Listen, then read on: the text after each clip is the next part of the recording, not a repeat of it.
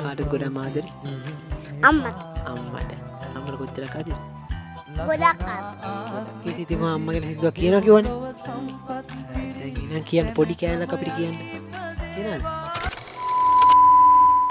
Hello යාළුවනේ ඔන්න අදත් එකතු වෙලා ඉන්නේ පණ්ඩියා ප්‍රොඩක්ෂන් එකෙන් ගෙන තවත් ලස්සන වීඩියෝ එකකට. හෙලෝ යාළුවනේ. යාළුවත් කොහොමද? කිස අපිට කිව්වනේ දෙක දවසක් අවුරුදු 2යි කියලා වට වයස. එතකොට ඔයා දැන් මොන්ටිසෝරිද යන්නේ නැත්නම් ඉස්කෝලේද යන්නේ? මුට්ටෝරි. මොන්ටිසෝරි යන්නේ තාම පොඩිනේ. අකිතාද ගියාද මොන්ටිසෝරි? අද මොකද කරේ ගිහිල්ලා? ලිව්. මොනවද ලිව්?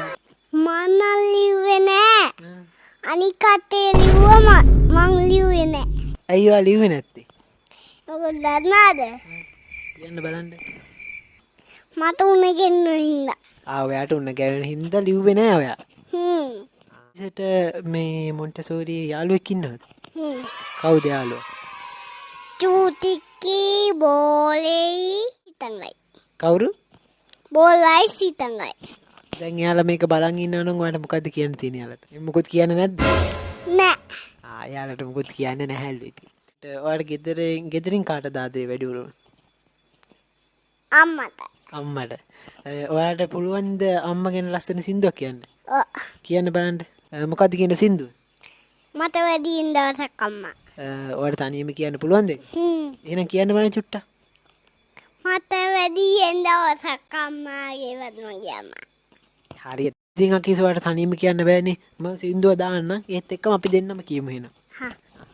වැඩියෙන් දවසක් අම්මා. කියන්න.